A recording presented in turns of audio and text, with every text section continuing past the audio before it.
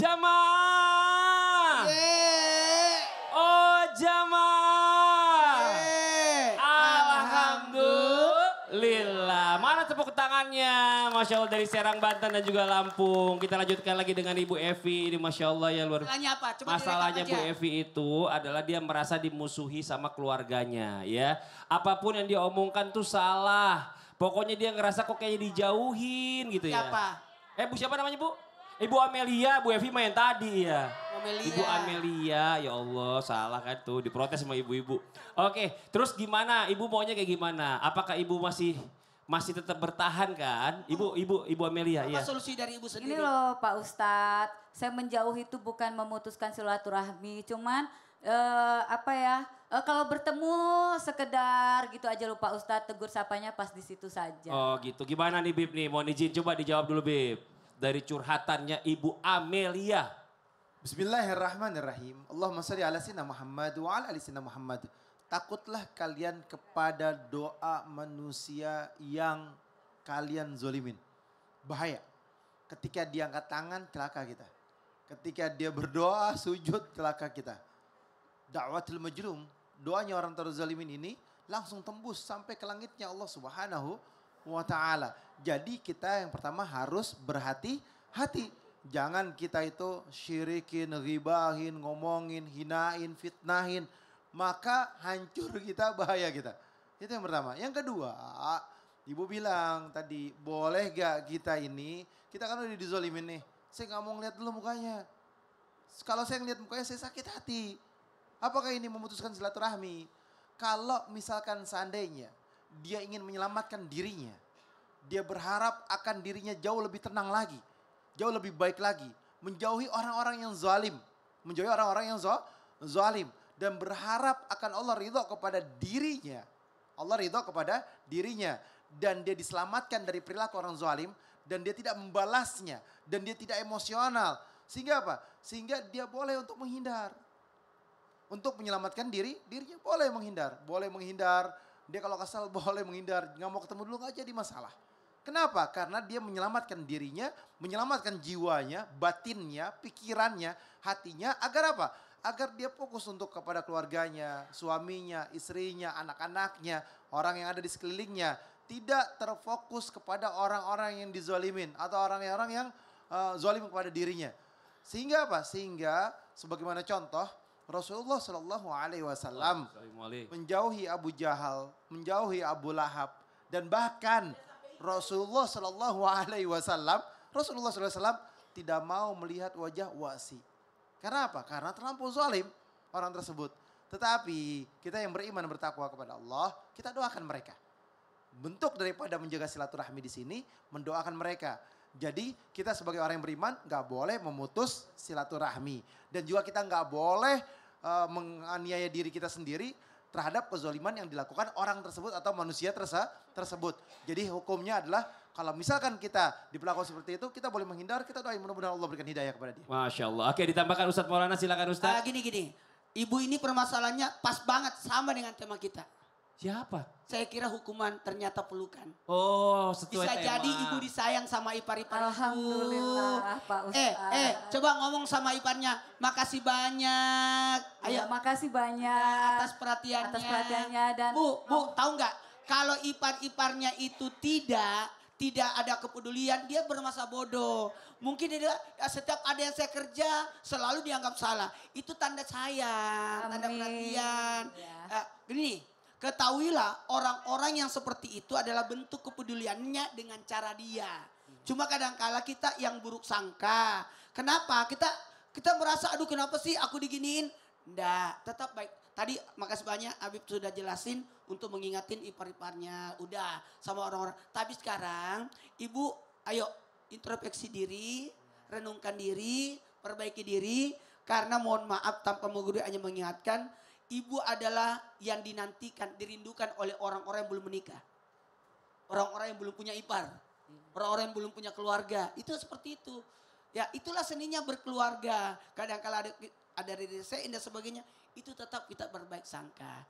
Kita mengira itu hukuman? Bukan. Bisa jadi itu bentuk pelukan dari Allah lewat jalur untuk bisa introspeksi diri. Ya Bu ya. Ya Allah. Karena masalahnya tiganya membencinya berarti dia bermasalah. Enggak, mudah-mudahan enggak. Satu aja Pak Ustadz. Satu, Ya. oke. Tapi jadi Kan satunya kompor. ibu. Iya. Oke, Ibu makasih banyak. Ibu Amelia, tepuk tangan buat Ibu Amelia. Makasih banyak Ustadz Maulana Habib. Assalamualaikum warahmatullahi wabarakatuh. Waalaikumsalam warahmatullahi wabarakatuh. Silakan duduk Ustadz Maulana. Ya Allah, jamaah. Yeay. Kita lanjut lagi. Tadi Ustadz Maulana ngingetin kita ya bahwa ternyata sebagian besar itu orang yang sakit itu adalah sebenarnya penggugur dosa. Pada saat kita dikasih ujian dari Allah sakit ya, gak kunjung-kunjung sembuh, udah berobat kemana-mana, masih belum sembuh. Pertanyaannya, ada yang bilang, aduh jangan-jangan Allah udah hukum saya nih. Atau ternyata ini pelukan dari Allah atas mungkin perbuatan buruk kita selama ini, dalam hidup ini, di dunia ini ya. Justru pelukan Allah menggugurkan dosa-dosa kita. Coba kita tanya sama guru kita kembali, Ustadz Syam. Tepuk tangan buat Ustadz Syam. Baik, bismillahirrahmanirrahim. Tabi guruku Ustadz Maulana Habib Utsman, para alim ulama yang dimuliakan Allah Subhanahu wa taala. Kalau ada sakit, maka bagaimana cara kita meresponnya? Karena ketika Nabi SAW bersabda bahwasanya seorang muslim, seorang beriman yang pandai, belumlah dikatakan ia pandai sebelum ia melihat segala musibah yang ada itu adalah nikmat dari Allah Subhanahu wa taala. Loh kok bisa? Kenapa? Ketika dikasih sakit, dia mengatakan ini penggugur dosa, sehingga ada dua sahabat Nabi, yaitu Ubay bin Ka'ab radhiyallahu anhu warḍah dan Zaid bin Thabit radhiyallahu anhu warḍah. Dalam riwayat disebutkan, Imam Al-Ghazali sampaikan dalam Faidul Qadirnya bahwasanya mereka berdua ini adalah orang yang memandang sakit itu adalah nikmat.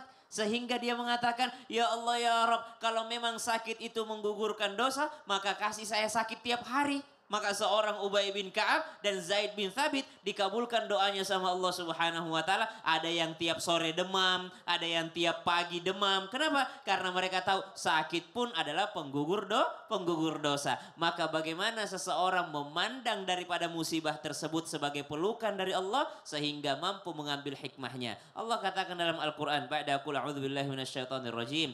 Yu'til hikmata man yasha' wa man yu'tal hikmah faqad utiya khairan katsira wa ma yadhakkaru illa ulul albab. Maka orang yang pandai mengambil hikmah itu seakan-akan mendapatkan kebaikan yang banyak sekali dari Allah Subhanahu wa taala. Coba lihat orang tua kita dulu kalau anaknya jatuh, syukur masih kakinya, syukur masih ininya, syukur masih ininya. Itu apa namanya itu? Pandai mengambil hikmah. Sehingga sakit pun itu mereka lihat sebagai pelukan dari Allah Subhanahu wa taala. Cuma awam seperti kita dan seluruh jamaah Islam itu indah, Masya Allah, bagus mengamalkan doa ini nih. Allahumma inni a'udzubika min zawali ni'matik. Ya Allah, aku berlindung kepadamu dari hilangnya nikmat secara tiba-tiba. Amin. Jangan sampai tiba-tiba hilang nikmat. Kemudian apalagi? Wa tahawuli afiatik. Yang tiba-tiba dari sehat menjadi sakit. Jangan ya Allah, dari sehat tiba-tiba sakit. Jangan dong ya Allah. Itu minta sama Allah Subhanahu wa taala. Kemudian minta apa lagi? Wa fujaati niqamatik. Ya Allah, jangan sampai aku mendapatkan daripada sesuatu yang menyusahkanku ya Allah. Tiba-tiba nikmat itu berubah menjadi sesuatu yang menyusahkan. Wa jami'i sakhatik, dan seluruh murkamu ya Allah. Hadis riwayat Muslim. Amin. Berlindung kepada Allah biar nggak sakit tiba-tiba. Amin, Masya Allah. Karena memang itu paling gak enak tuh ya. Tiba-tiba Iya. sakit, tiba-tiba kehilangan nikmat, harta dan lain-lain. Wah itu pasti sedih banget. Mudah-mudahan dikasihnya pas udah siap. Kalau memang dikasih sehat, mudah-mudahan sehatnya dipakai ibadah terus. Amin. Makasih banyak Ya, Ustadz Syam. sama-sama. Tepuk tangan buat Ustadz Syam. Masya Allah. Jamaah.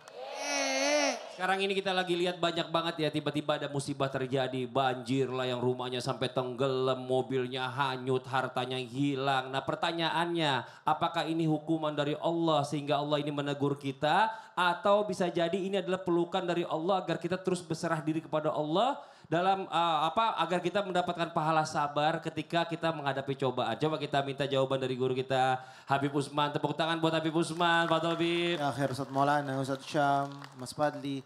Bismillahirrahmanirrahim. Allahumma salli ala sayyidina Muhammad wa ala ali sayyidina Muhammad.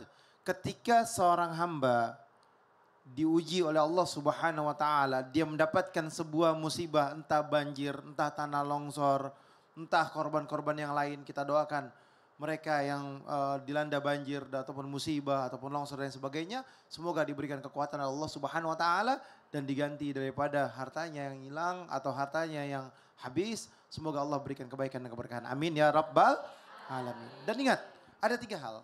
Yang pertama, ketika mendapatkan sebuah musibah daripada bencana alam dan lain sebagainya, maka yang pertama ini bisa jadi.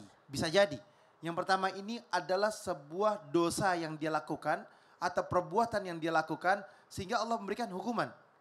Wa ma asabakum min musibatin fabima kasabat aydikum. Jadi ketika hamba tersebut dia mendapatkan sebuah apa? Musibah yang terjadi, mungkin boleh jadi karena ulah yang dia lakukan. Maka kembalilah kepada Allah, dekatkanlah diri kepada Allah agar Allah selamatkan dia. Yang kedua, boleh jadi hamba tersebut adalah hamba yang disuruh ingat kepada Allah. Kembali kepada Allah, introspeksi. Apa yang terjadi di dalamnya? Allah kasih kesentuhan atau Allah kasih hal yang baik di dalamnya sehingga bisa diambil hikmahnya. Yang ketiga adalah maknanya ketika seorang hamba dia mendapatkan musibah dan dia orang yang bertakwa kepada Allah, orang yang ahli ibadah, maka disuruh sabar. Karena sabar tidak ada batasannya dan pahalanya sungguhnya Allah berikan surga baginya dan pahala yang sangat besar diberikan oleh Allah Subhanahu wa taala. Oleh karena itu, ketika terjadi sebuah musibah, serahkan diri kepada Allah. Ingat, Allah tidak akan menjolimi hambanya. Kita tidak akan dizolimi oleh Allah. Allah biahkamil hakimin, hakim yang paling adil. Dan Allah sebagai Tuhan, kita makhluk Allah. Tidak ada daya dan upaya kecuali dengan kekuatan Allah. Ketika ada musibah, maka hati kita, lisan kita mengucapkan innalillahi wa inna ilaihi raji'un. Karena semuanya akan kembali kepada Allah. Dan akan dimintai pertanggungjawaban oleh Allah Subhanahu wa ta'ala. Jadi apapun yang terjadi, musibah apapun yang terjadi, atau ada apapun yang terjadi, maka tawakal kepada Allah. Serahkan diri kepada Allah, ambil hikmahnya, dan ibadah semakin dekat kepada Allah, agar Allah jauh lebih sayang kepada kita. Masya Allah, makasih banyak Bib. Tepuk tangan buat Habib Usman. Kita lanjut lagi buat jamaah Islam itu dan dirahmati Allah. Waktu kita kasih kesempatan kembali jamaah untuk curhat sama guru-guru kita. Tapi sebelumnya kita kembali dulu ke segmennya Curhat Dong Ustadz. Iya, kami curhat. Yang mau curhat boleh silakan angkat tangannya. Ibu dari sebelah sini dulu ibu boleh. Masya Allah yang udah ngasih oleh-oleh tadi nih bawain. Silakan ibu. Ustadz Syam, Ustadz Maulana boleh maju ke depan. Habib Usman ya, mohon maaf ya Ustadz Maulana dan Habib Usman ya. Bertiga. Oh bertiga, oke. Siap. Assalamualaikum warahmatullahi wabarakatuh. Waalaikumsalam warahmatullahi wabarakatuh. Tabi pun. Iya pun. Perkenalkan nama saya Ibu Ratna Ajeng dari Majelis Taklim Al-Muttaqin Kurungan Nyawa Pesawaran Lampung.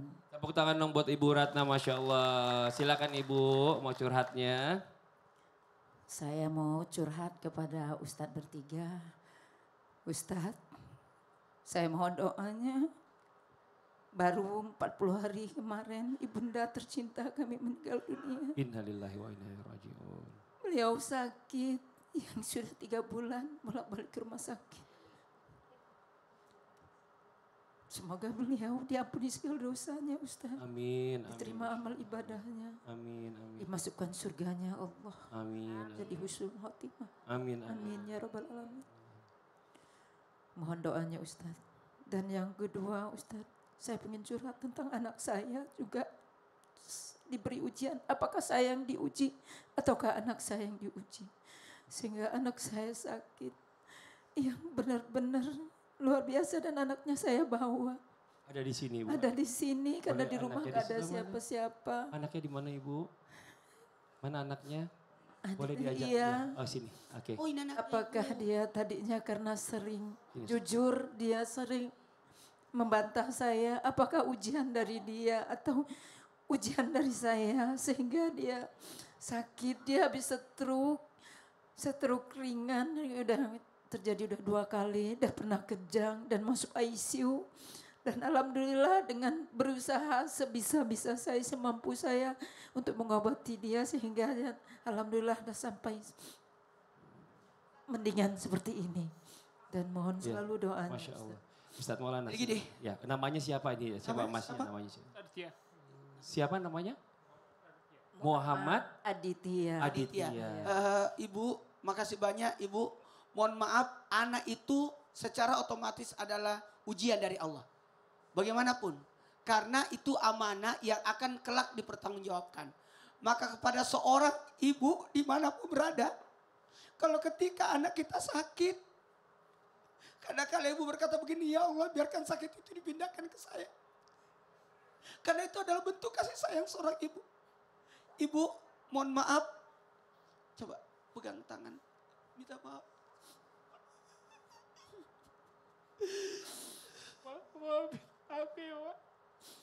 Iya nak, mama maafkan.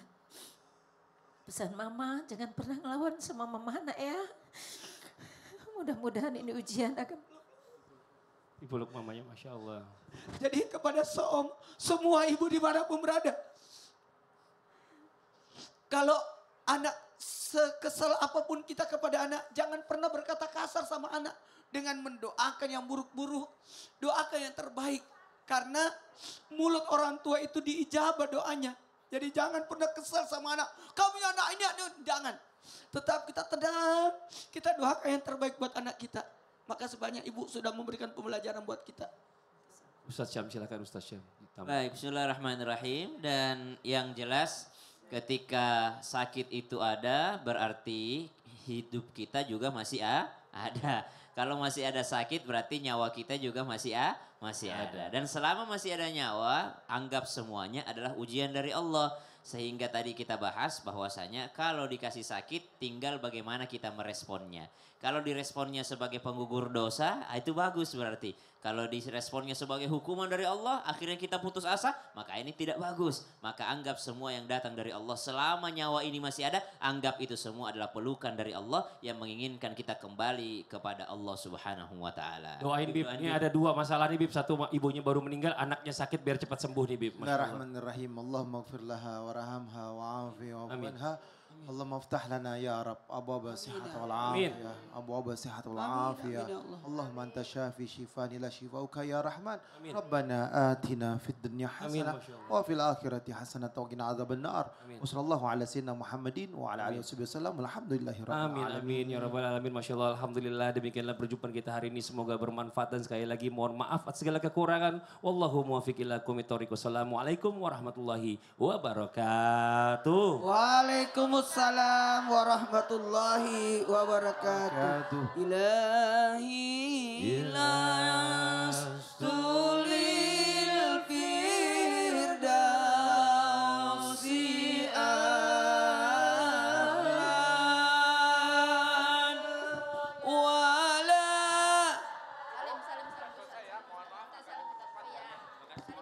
Mohon dicek barang